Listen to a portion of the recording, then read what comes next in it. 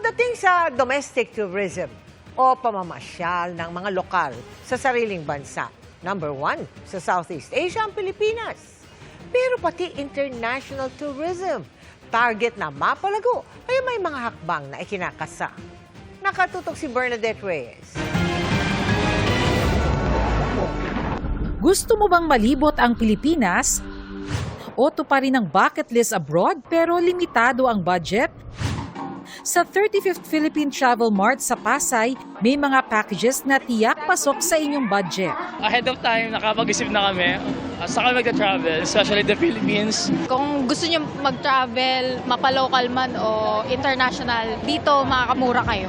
Malaki raw ang matitipid ng pamilyang ito lalo't 18 silang bibiyahe sa South Korea.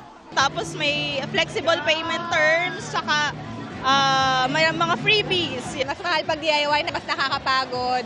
Kasi lahat ng transpo ikaw.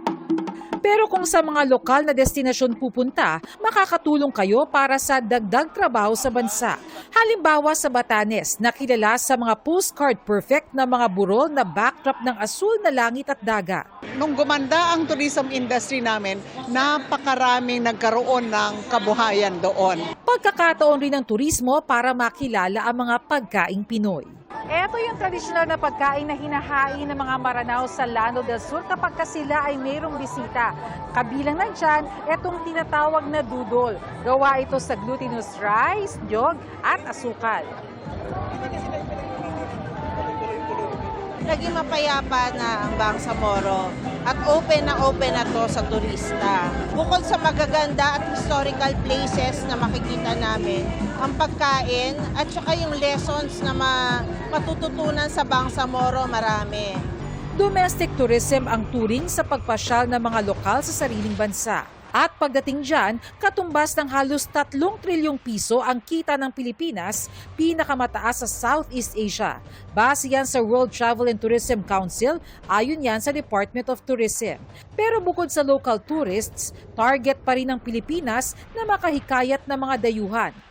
Kaya pinalawig pa ang mas maraming direct flights mula ibang bansa pa probinsya. Meron ng mula Bangkok, Thailand papuntang Cebu.